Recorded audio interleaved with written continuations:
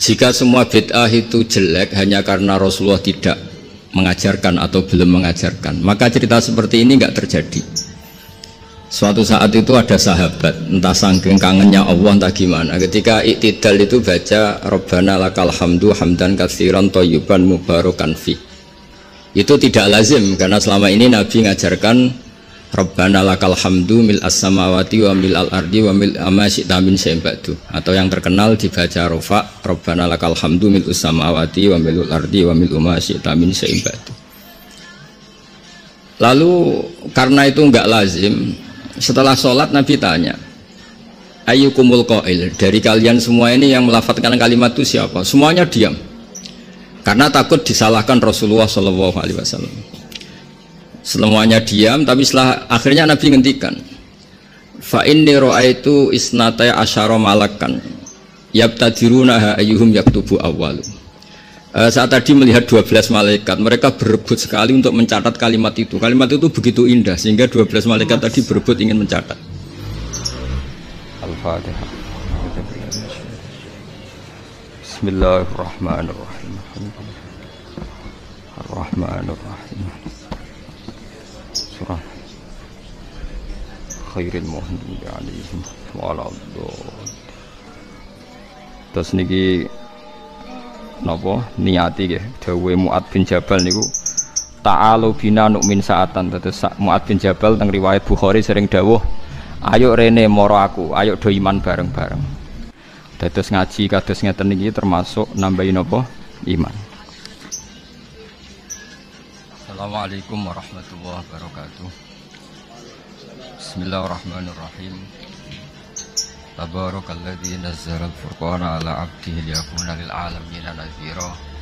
Allahumma shalli wa sallim wa barik ala sayyidina Maulana Muhammadin wa ala alihi wa sahbihi ajmain. Amma ba'du. Yang sangat saya hormati Kiai Haji Syukron Makmun selaku sesepuh NU, juga sebagai pengasuh Pondok Pesantren Darul Rahman. Yang saya hormati Rais Am NU Kiai Haji Miftahul Ahyar, Ketua Umum PBNU Kiai Haji Yahya Khalil Stakuf, Bapak Menteri Bappenas Bapak Haji Suharso Munarfa, dan beberapa Habib semuanya yang saya hormati. Ada Habib Hud Al-Attas, ada Habib Ali bin Abdurrahman Al-Habsyah, ada Habib Nabil, semuanya yang saya hormati. Sekjen NU dan semua jajarannya yang saya hormati, Katib dan semua yang saya hormati. Alhamdulillah tadi Kiai Haji Syukron Makmun yang juga teman bapak saya masih ingat beliau ketika rawuh di Rembang di rumah bapak saya. Saya mohon maaf gak bisa datang, memang mungkin sebaiknya tidak datang karena memang saya masih ngaji pasanan, ngaji kilatan, ngaji. Saya sering cerita ke orang-orang, kalau ada rapat ketahanan pangan itu yang rapat ya baik karena ngatur ketahanan pangan, tapi yang nggak rapat nanam padi itu juga baik karena itu yang real mempertahankan pangan. Jadi kalau semuanya rapat, yang nanam padi siapa? Kalau yang semuanya nanam padi, yang koordinasi supaya dikirim kemana, diatur bagaimana, itu butuh rapat. Tapi real kebutuhan padi itu butuh penanam. Ini yang saya kagum dari pengurus PBNU. Jadi ada beberapa kiai itu yang nggak pati rapat di kantor seperti saya. Tapi saya ini selalu mengajarkan kitab risalahnya Basim Asy'ari tentang ahli sunnah wal jamaah. Sehingga anggap saja saya ini nanam padi tapi tidak ikut rapat ketahanan pangan. Dan itu harus dianggap lazim saja dalam perbedaan-perbedaan itu. Saya teruskan cerita ilmu usul fikih yang diceritakan Gus Yahya, juga tadi diperjelas oleh Kiai Haji Syukron Makmun. Usul fikih itu satu disiplin ilmu yang penting sekali untuk menganalisis teks. Kenapa itu penting sekali? Karena beberapa teks itu jelas berbahasa Arab, dan bahasa Arab itu ya umumnya bahasa ada ruang dan waktu. Sehingga ada beberapa cerita termasuk yang disebut terkenal sekali oleh Sayyid Muhammad Abu Ya Sayyid Muhammad bin Alawi Al-Maliki. Jika semua bid'ah itu jelek hanya karena Rasulullah tidak mengajarkan atau belum mengajarkan, maka cerita seperti ini nggak terjadi. Suatu saat itu ada sahabat, entah saking kangennya Allah entah gimana, ketika iktidal itu baca Rabbana lakal hamdu hamdan katsiran thayyiban mubarakan fi. Itu tidak lazim karena selama ini Nabi ngajarkan Rabbana lakal hamdu mil as-samawati wa mil al-ardi wa mil ma syi'ta min syai'in ba'du, atau yang terkenal dibaca rofa Rabbana lakal hamdu mil as-samawati wa mil al-ardi wa mil ma syi'ta min syai'in ba'du. Lalu karena itu enggak lazim, setelah sholat Nabi tanya, ayyukumul qail, dari kalian semua ini yang melafadzkan kalimat itu siapa? Semuanya diam karena takut disalahkan Rasulullah SAW. Semuanya diam, tapi setelah akhirnya Nabi ngendikan, fa inni ra'aitu isnataya asyara malakan yabtadirunaha ayyuhum yaktubu awwalu. Saat tadi melihat 12 malaikat, mereka berebut sekali untuk mencatat kalimat itu. Kalimat itu begitu indah sehingga 12 malaikat tadi berebut ingin mencatat. Terus pemuda tadi atau orang tadi bilang, ha anada ya Rasulullah, tadi yang lafadzkan itu saya. Itu tidak ada sabkut ta'lim, tidak ada pengajaran dahulu dari Rasulullah SAW, tapi itu direspon oleh malaikat dan tentu disetujui oleh Rasulullah SAW. Maka ini satu kepastian bahwa tidak semua bid'ah, tidak semua hal yang baru itu dolalah atau sayyi'ah. Begitu juga ada sahabat, dan ini yang ditiru NU seluruh Indonesia. Itu kalau ngimami itu, padahal ini didelegasikan di satu perkampungan oleh Rasulullah. Kalau ngimami itu kulhu terus, selalu baca kulhu, kulhuwallahu ahad. Akhirnya dikomplain sama makmumnya karena ya kok kulhu terus itu kan tidak keren, apalagi trennya sekarang nyari imam itu kan hafid. Ketika dilaporkan Rasulullah bahwa yang kau tugaskan ini ya Rasulullah selalu baca kulhu. Tapi Rasulullah itu karena orang bijak mengkonfirmasi dulu, kenapa anda baca kulhu terus? Kata orang tadi, li'annaha sifatur rahman, artinya ayat-ayat dalam kulhu itu sifat Allah, maka saya suka. Di situ tidak ada hadun nafsi, tidak ada ayat yang menguntungkan kita, semuanya tentang Allah. Biasanya kita sebagai muslim kebanyakan kan selalu memanfaatkan sifat Allah gitu. Jadi enggak rela lah kalau Allah nganggur itu. Misalnya kita bilang innallaha ala kulli syai'in qadir, ya kalau engkau qadir ya jadikan saya bupati, wakil presiden atau gubernur gitu. Kalau Allah mujib ya kabulkan saya ingin jadi orang kaya. Kan Allah itu enggak boleh lah, sifatnya nganggur itu enggak boleh. Mesti perasaan manusia itu gitu. Nah, di kulhu itu tidak ada itu semua, hanya nerangkan sifat Allah Ta'ala yang nafsaniyah, yang tentang Allah. Apa jawabannya Nabi? Kata Nabi, barusan malaikat Jibril datang ke saya memberitahu bahwa Allah mencintai kamu karena kamu mencintai surat Ikhlas, surat Kulhu. Itu artinya apa? Juga ada sabkut ta'lim, bahkan terkonfirmasi dulu. Nabi mengiyakan setelah tanya, nyatanya itu dibenarkan. Jadi ada sekian bukti bahwa ubudiyah atau ibadah atau perilaku sosial yang tidak ada sabkut ta'lim tapi kemudian Nabi membenarkan. Cerita ketiga, saya ini keluar dari yang saya bayangkan itu kan ya cerita-cerita nuzulul Quran, tapi sebagai adaban sama Kiai Haji Syukron Makmun yang cerita usul fikih saya teruskan. Memang tadi Gus Yahya juga cerita sanad. Saya ngaji di Kiai Haji Maimun Zubair dan bapak saya seorang hafid juga ajar. Kiai Maimun itu putra Mbah Zubair. Mbah Zubair itu dulu pakar usul fikih. Beliau dulu ngaji sama Mbah Fakih Mas Kumambang, dulu wakil Rais Akbar. Kiai Fakih Mas Kumambang ini angkatannya Mbah Hashim ketika ngaji di Sayyid Abi Bakar Sato. Ngaji Syekh Mahfud dulu, Syekh Mahfud Termas. Syekh Mahfud Termas ini ngaji sama Sayyid Abi Bakar Sato. Sayyid Abi Bakar Sato ngaji sama Sayyid Zaini Tahlan sampai Syekh Utsman Ad-Dimyati sampai musalsal ila Rasulillah sallallahu alaihi wasallam.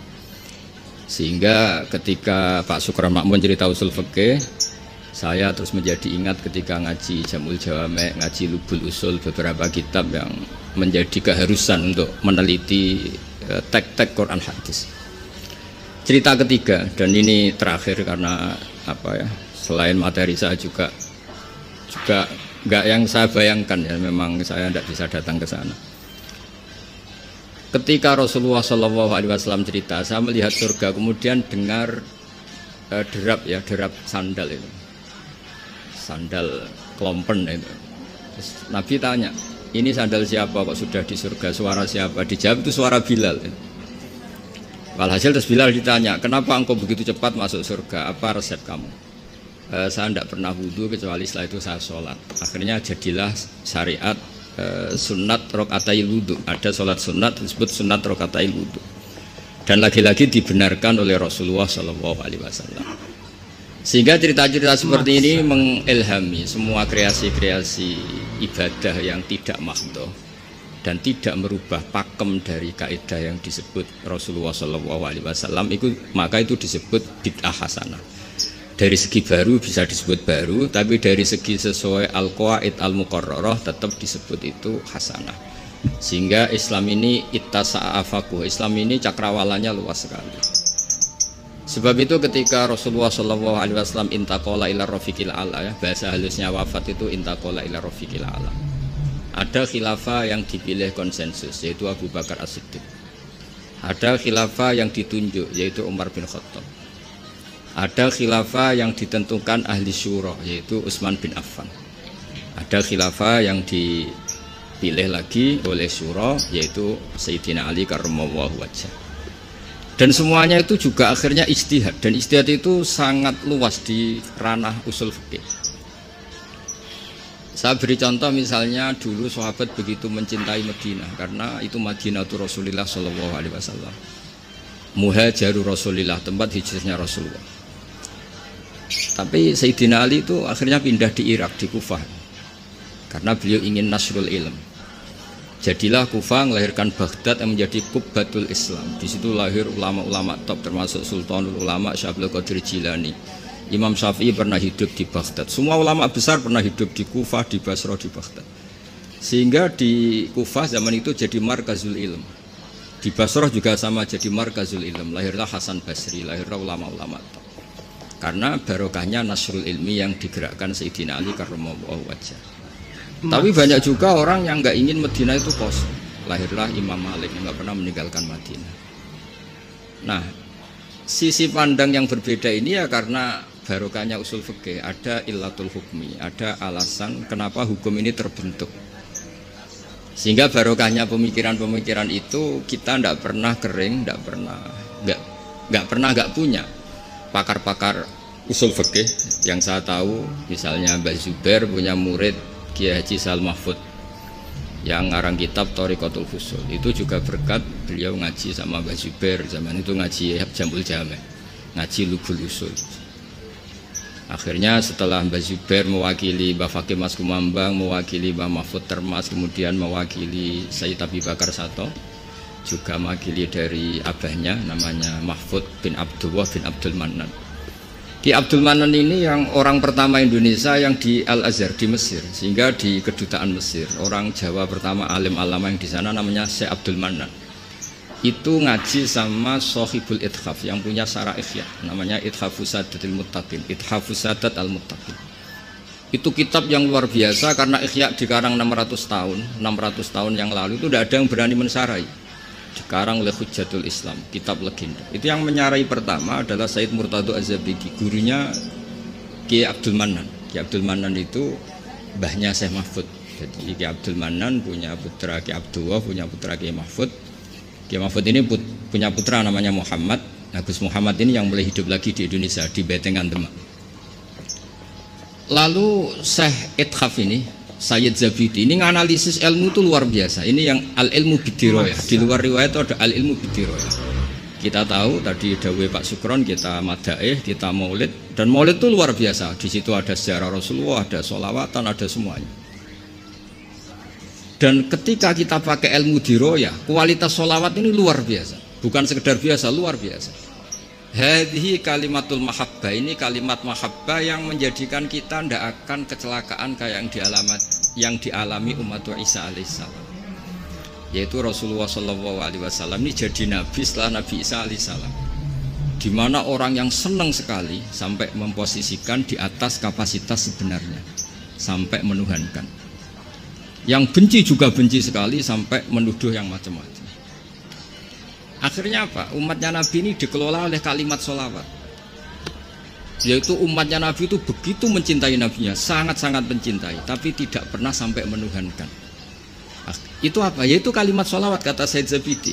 Allahumma sholli ala habibika abdika rasulika Muhammad. Kita minta Allah sebagai pemberi, Rasulullah apapun hebatnya, beliau adalah seorang hamba kekasihnya sebagai penerima. Maka kata Said Zabidi, wa Muhammadun Rasulullah wa injalla qadru muhtajun ila rahmatihi subhanahu wa ta'ala. Apapun hebatnya Rasulullah sallallahu alaihi wasallam, beliau tetap seorang hamba yang butuh rahmatnya Allah Ta'ala. Sehingga hadil kalimah ini kalimah yang memantapkan umat Islam tetap memposisikan la ilaha illallah sebagai Tuhan, Muhammad Rasulullah sebagai yang paling dikasih Tuhan, yaitu dikasih Allah Subhanahu wa taala. Sehingga kalimat sholawat ini berkat analisis diroyahnya Said Zabidi menjadi kalimat yang luar biasa. Bukan sekedar kalimat mahabbah, bukan sekedar kalimat yang menjadikan kita berhak dapat syafaatnya, juga kalimat yang memantapkan tauhidnya umat Islam, yaitu la ilaha illallah Muhammadur Rasulullah, yaitu Allah sebagai al-mu'ti, sebagai pemberi, Nabi sebagai penerima. Jadi Allah tetap sebagai Tuhan yang memberi rahmat, memberi sholawat, memberi askat tahiyat, memberikan anmal barokat, semuanya semua yang terbaik diberikan sama kekasihnya terbaik, yaitu Rasulullah Shallallahu Alaihi Wasallam. Disebut hadis sholawat itu syihatul mahabbah, juga syihatul tauhid, juga syihat yang menjadikan kita tidak akan mengalami kayak yang dialami oleh umatnya Nabi Isa alaihissalam. Jadi sanad-sanad itu penting. Ya seperti Gus Yahya ini saya tahu beliau putra Kiai Khalil, juga teman bapak saya, cucu dari Kiai Bisri. Kiai Bisri itu menantu Kiai Khalil Harun yang dulu gurunya Kiai Makhrus Lirboyo. Mbak Khalil Harun ini dulu ngaji sama kakaknya namanya Mbak Umar Harun. Terus sama-sama di Mekah menangi namanya Sayyid Umar Sato, kakaknya Sayyid Abi Bakar Sato Sohibul Yana. Ya kemudian sanad berlanjut ke Sayyid Zaini Dahlan sampai ila Rasulullah Shallallahu Alaihi Wasallam. Jadi saya senang sekali tadi ketua PBNU kok ngaji lagi, senang saya dalil-dalil inna hadal ilma dinun fangduru aman tak khuduna dinakum, senang sekali. Ya saya hafal lah wong ya saya ini kan kata orang banyak pantas-pantas saya hafal karena saya ini kiai tukang ngaji. Jadi ya pantas ya hafal. Yang jarang ngaji aja hafal, masa yang sering ngaji udah hafal. Jadi pantas-pantasnya itu hafal. Tapi memang harus hafal ya, semua tokoh-tokoh NU harus hafal bahwa inna hadal ilma dinun fangduru amman ta'khuduna dinakum. Ilmu itu agama. Kamu lihat kamu ngambil dari mana? Dulu Imam Bukhari itu kalau mau ngajar, mau ngaji atau mau ngambil ilmu atau mau apa saja. Karena ngajar juga harus memberikan pada yang kompeten, mengambil ilmu juga harus ngambil dari yang kompeten. Itu dulu cerita semestinya itu khimar, tapi di Jawa diganti ayam, tidak tahu saya. Pergantian itu karena orang Jawa lebih gampang. Diganti ayam cerita di Jawa, sebenarnya itu khimar. Khimar dipanggil sama syekh, ya entah pakai rumput apa, terus datang khimar itu. Setelah datang dipegang, ya, terus kata Imam Bukhari ini bohong pada khimar, ini nggak berhak jadi guru saya, ini bohong sama hewan, berarti nggak sikoh. Terus orang Jawa mencontohkan ayam. Ayam dikurkuri, dirayu pakai jagung, terus datang dipegang. Itu sudah menggugurkan kredibilitas seorang rawi karena bohong sama hewan. Apalagi bohong sama manusia, apalagi bohong sama seluruh rakyat Indonesia, itu nggak akan jadi gurunya Imam Bukhari. Ya tapi alhamdulillah kita akan tidak ingin jadi gurunya Imam Bukhari. Jadi ya sudah tidak perlu sikoh yang dengan standar seperti itu. Tapi apapun itu saya terima kasih terutama pada guru kita bersama Kiai Syukron Makmun yang cerita panjang lebar NU mulai lahirnya dan seterusnya, sama Gus Yahya semuanya lah, sama beberapa menteri semuanya. Terima kasih, mohon maaf. Assalamualaikum warahmatullahi wabarakatuh.